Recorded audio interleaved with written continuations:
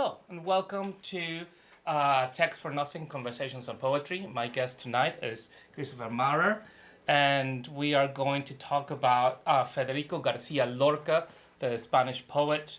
And the first thing that I want to ask is, Christopher, if you were to meet someone that has never heard of Lorca, how would you introduce him to this person? Hypothetical person. Well, I once. How would I introduce him? Like, how would you? What would you say? And like, who was he? Why is he? I'll tell you how I was introducing him. It got me hooked. Maybe I could do it to someone else. Yeah, absolutely. I heard a poem, Córdoba, lejana y sola, and that poem. I figured, who was it that wrote that? I need more of it. Oh wow. So I guess sometimes. Yeah, you can do it with a poem. Where did you hear that poem? I was on a bus on the way to Córdoba, and Oh, really? Teachers began reciting the poem. So, yeah, that was my introduction. I find more and more that he doesn't need a whole lot of introduction. Right. So many people either have read him or think they should have read him, or Right. know about him. Or have a friend who loves Lorca, that he's all over the place. Yeah. And how did you get more into his work, and to the degree that you have done editions, translations, academic work on him?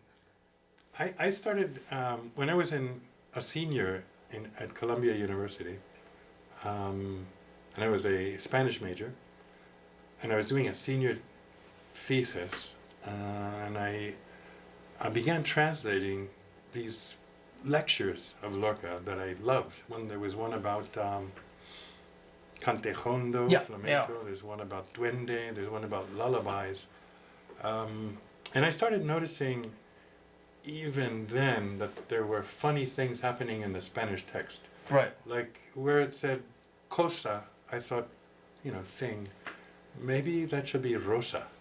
Or where it said rosa, I thought maybe that should be roca. Because I remember one passage where Lorca was talking about the fields of stone, the stony fields where farmhands are suffering. And it said, los campos de rosas, the fields of roses. Right. So I thought, well, the Spanish text, the printed text is all messed up. So I'm going to go to Madrid. So I asked my professor for a letter of introduction to Lorca's sister. She had known Isabel Garcia Lorca and had worked with her. And so I got the letter and went to Madrid and knocked on the door. It was like, hello. It was a letter. Oh, yes, you're a student of Margarita Ucelay, so come in. So I went in, and she was just the most welcoming, warm That's amazing. person. I said, I need to see your brother's manuscripts. She said, no problem. They're in. I'll bring them. Which ones do you want to see? So I said, well, oh wow, actually the lectures. So I started first translating and then editing. I thought, I'll do a service here and bring out a better edition. Right. So that was since then I've always tried to combine editing and translating, the two operations. Nice. That's the way I got introduced to him. His piano was there, and she said, do you play the piano? Do you play? And I said, sure. She said, well, play something.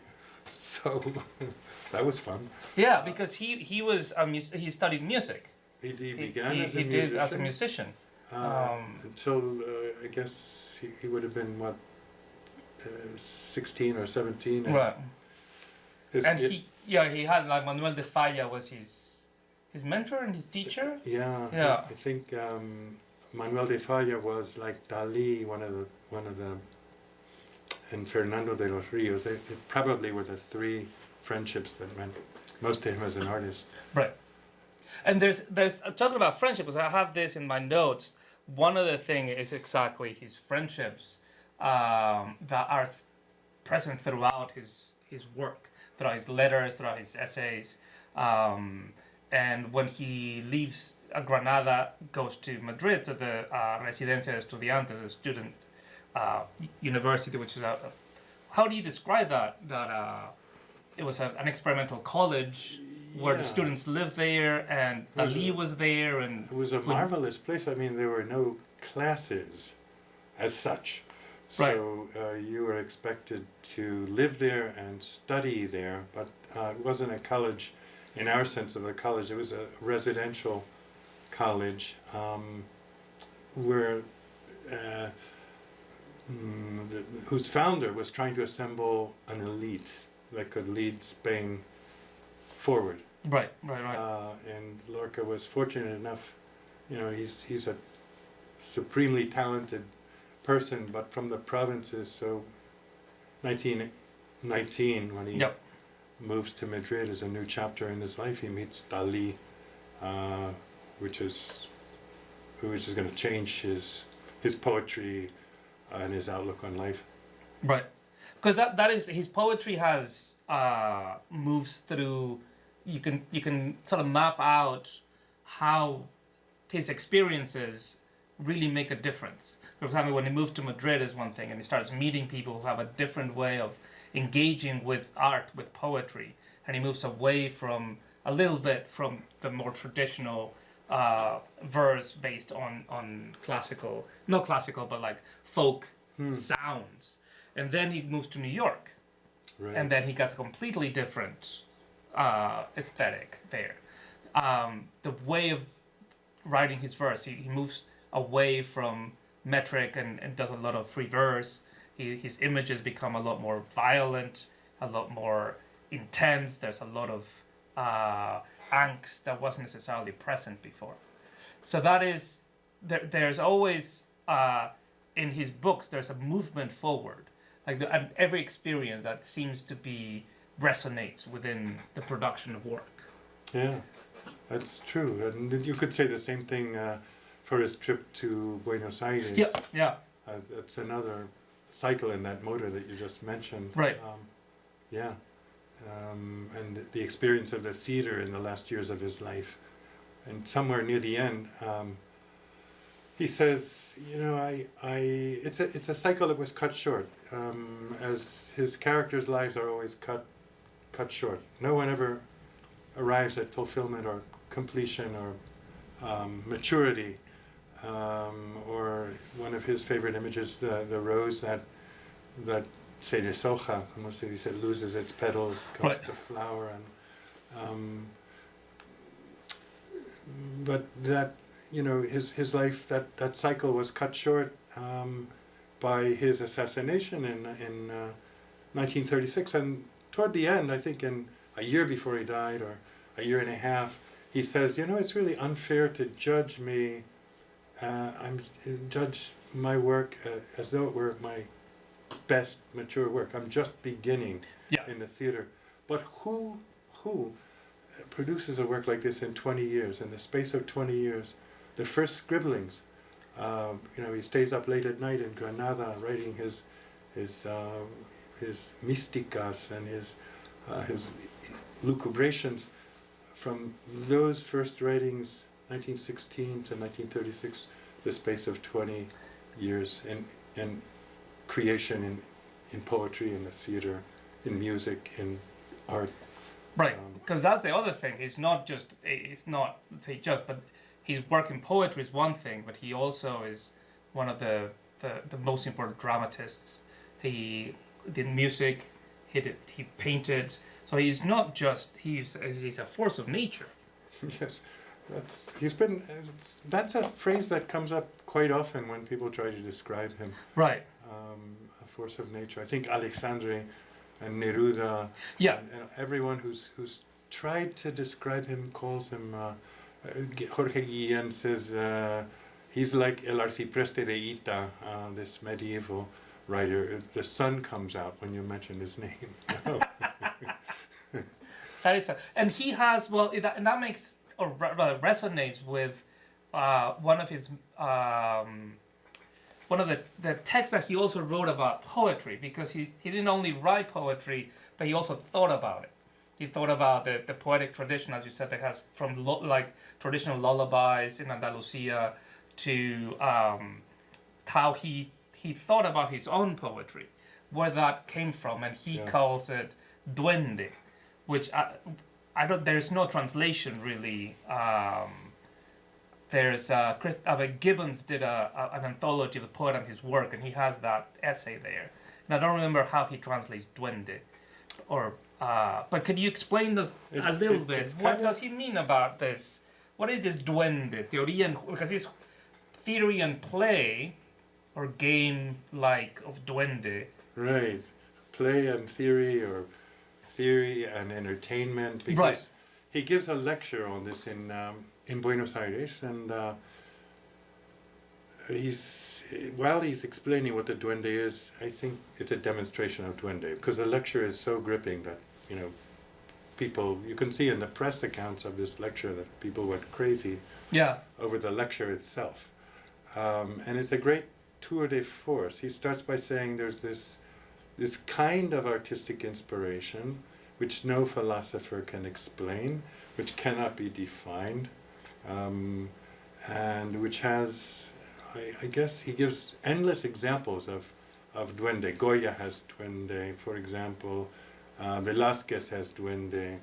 He gives examples from music, he gives examples from poetry, and you have to extract a definition of duende from all these examples. And I once tried to do this, like what are the, with a person with a test tube, what's in duende? Well, right. There's a little bit of the deathly, right? There's a little bit of the diabolic, something diabolic about duende. Right. There's an element of spontaneity, and I think among those elements, and there's an element of there's a terrestrial element, earth. Yeah. Yeah, he says in that lecture about inspiration, about duende, he says he's heard an old guitarist say, the duende is not, a singer say, the duende is not in the throat. The duende comes from the soles of your feet up through your body. Right. And it's almost like a wrestling match as well. It's not harmonic, or it's not. Yeah, it consists, according to Lorca, in smashing what you've learned about art, like evading the notion of style or good taste, or you've got to chuck all that. Right.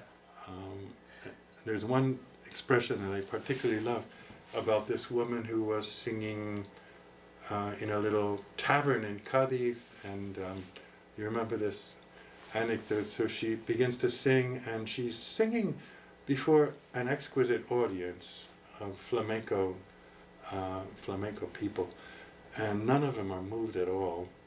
And so someone, Lorca says, one of these tiny little men that come suddenly out of a bottle of cognac, estos hombrecillos, someone says, "Viva Paris," como sarcastically, like "Long live Paris." That's not what we're here for. We want to hear like the good stuff. Lorca tells a story about pretty much the same thing, of a troupe of actors who went through a Spanish village, and with their cart, and they set up their stage, and they did some theater, and people didn't like it. They came away unsatisfied, and a couple of them threw rocks. So Lorca came home from La Residencia and said, "What's up with the rocks? Why were you stoning the traveling theater?" And the fellow answered, "Porque queríamos teatro." Right. We wanted like theater. Yeah. Now, this was like held together with spit. It was nothing. So. Right. Yeah. So that and for example, Goya is a passion of mine. He talks about the black paintings as with the ones that has duende. The other ones, the Kirtley ones, the ones that he made his money from, it was like, they're fine. That's fine. That's all good. But the ones that are really, really good are the ones that he just painted for himself. And that was the caprichos and all that. Those are the ones that really have duende. The Yeah, dark the ones. dark ones, exactly. Anything Yeah. dark. He Yeah. says that duende loves to be on the edge of the well. Right, right, and that's another thing. The whale is such an important figure. Well, not only in Granada because of where he was born and all the fountains and all the different um, springs and aljibes and Yeah. different sort of water deposits and pools. But there's thinking about the things that are not fulfilled. He has a beautiful poem about the well, the water in the well that never runs. Yes. That is just always stuck there and it cannot move. Yes. And in Poet in New York, he has that poem about the little girl that drowns. She does. She's very. El agua que no desemboca, no? Yeah, I have it somewhere here. I have to change my glasses. We should read something. You should. I can read the Spanish and you can read the English. Here it's a niña ahogada en el pozo. Yeah. Niña ahogada en el pozo. Let me get. Yeah. Y dice Granada y Newburgh. Las estatuas sufren con los ojos por la oscuridad de los ataúdes, pero sufren mucho más por el agua que no desemboca, El pueblo corría por las almenas rompiendo las cañas de los pescadores. Pronto los bordes deprisa croaban las estrellas tiernas, que no desemboca. Tranquila en mi recuerdo, astro, círculo, meta, lloras por las orillas de un ojo de caballo que no desemboca. Pero nadie en lo oscuro podrá darte distancias sino el afilado límite por venir de diamante que no desemboca. Mientras la gente busca silencios de almohada, tú lates para siempre definida en tu anillo que no desemboca. Eterna en los fines de unas ondas que aceptan combate de raíces y soledad prevista que no desemboca. Ya vienen por las rampas, levántate del agua, cada punto de luz te dará una cadena que no desemboca. Pero el pozo te alarga manecitas de musgo, insospechada ondina de su casta ignorancia, que no desemboca. No, que no desemboca, agua fija en un punto, respirando con todos sus violines sin cuerdas, en la escala de las heridas y los edificios deshabitados. Agua que no desemboca. Little girl drowned in the well, Granada and Newburgh. And this is a translation by Greg Simon and Stephen White. Statues suffer the darkness of coffins with their eyes, but they suffer even more from water that never reaches the sea. That never reaches the sea. The townspeople ran along the battlements, breaking the fishermen's poles. Quickly, to the edge, hurry! And the tender stars sounded like bullfrogs that never reaches the sea. At peace in my memory, heavenly body, circumference, boundary, you cry on the shores of a horse's eye that never reaches the sea. But no one in the darkness will be able to give you distances, only sharpened limits, diamond future that never reaches the sea. While the people look for pillowed silences, you will pulse forever, defined by your ring that never reaches the sea. You'll always be undying at the end of waves that accept the combat of roots and anticipated solitude that never reaches the sea. They're coming down the ramps, arise from the water. Every point of light will toss you a chain that never reaches the sea. But the well pulls you back with its small mossy hands, you, unforeseen nymph of its chaste ignorance that never reaches the sea. No, that never reaches the sea. Water fixed in one place, breathing with all its unstrung violins on the musical scale of wounds and deserted buildings, water that never reaches the sea. Yeah, that's the pent up, lots of pent up things in Lorca that lead to death in some way, or that he associates with death. I love that its small mossy hands, the moss with its chaste ignorance And I remember another expression from Lorca, the recondite silence of clover. So the innocence of moss, the silence of clover. He brings all this so alive, the entire breathing, growing Yeah, yeah. universe. And this is the opposite. It's the girl whom he imagined to have drowned in a well in Newburgh. I also love the way he invented this He invented story. it, right? It was, yeah, pure. As best I could tell, it was. It was. This part of the book is. So what? Why does? Because isn't there he experienced something like that in Granada, or he also made up the part of Granada? Because I thought it was an actual thing that he had lived through. Because as there's that part of human suffering, and the part of living from the land and toiling the land and having a really hard existence that is a very important part in his ethics. Yeah. And so I really thought that that was an accident that had happened and he had experienced it, and then I was like, I can't believe that he lived that as a child in Granada, and then he lived it in Vermont. Well, I'm fairly sure he didn't. I remember when I did an edition of Poet in New York, I put an ad in the New York Times, and I said, anyone who met Lorca in 1929, 1930, it was one of those author's queries in the New York Times book review. So, to my astonishment, I got a reply from one Philip Cummings, who had hung out with Lorca in Vermont, and he says in his letters, Lorca was the most fantastic liar. For example, he's reading, I sent him the letters that Lorca wrote to his parents, and Lorca tells his parents, I'm living with the Cummings family, this young poet who invited him to Vermont. And the father is Methodist, the mother is Presbyterian, the aunt is Unitarian, and they all get along like, I'm misquoting, I'm sorry. But so Cummings replies, none of us ever darkened the door of a church. So, and in doing a biographical book on Lorca in New York, I just discovered there's always a grain of truth, but there's always a grain of humor, and there's a grain of invention.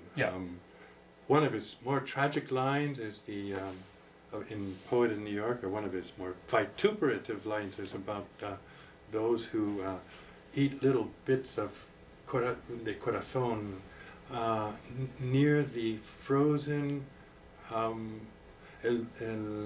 the frozen mountain of the bear. So I was translating this, and my professor at Barnard, who knew Lorca, in fact, Lorca introduced her to her husband, Margarito Celay. He said, this is a reference to Bear Mountain.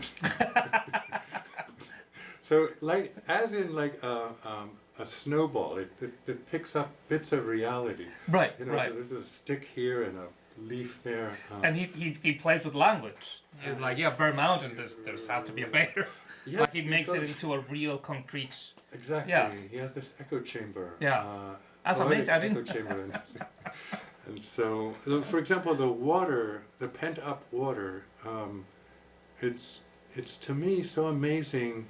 This feeling for the water. He says in Granada, the water runs through these irrigation channels, and it goes to die in the great reflecting pools of the Alhambra. Right. It lies down flat to die in the Alhambra. But he was scandalized that a city like Granada could pave over one of its rivers. That's the water que no desemboca. And it's he uses this as sometimes as an erotic symbol. It's all over his work. It's the life of water. That somebody should be a poet of Mexico City that also talks about all the water that was paved over and all the rivers that are no longer a thing. But well, that's another thing about it. It's this ecology. This poet in New York is full of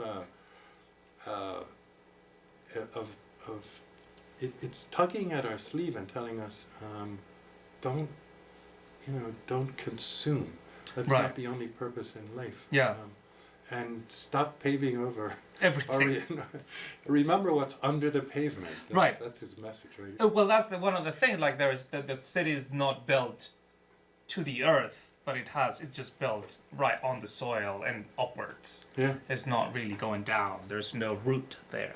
That's one of the things that I understood that he really disliked about it. And he No felt roots. really sort of untethered, Yes. which he found very different in Yes. when he goes back to Spain. Yeah.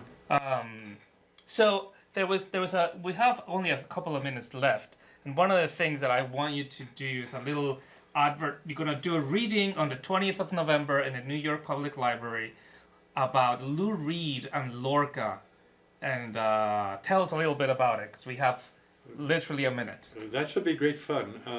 Poet in New York came out in 1940. It was written in 29, so we're celebrating an anniversary of sorts, and also commemorating the anniversary of, I think, the 6th anniversary of Lou Reed's death, and Lorca and Lou Reed come together in It's amazing. in a very good way. They both take a walk on the wild side of New York, and Laurie Anderson will be there, and a number of poets, and we'll read poems and talk about their New Yorks. That is amazing. If you have a chance to go to the New York Public Library on the 20th of November, I strongly suggest that you do. Sounds like a very good night. Okay, thank you for everything. This has been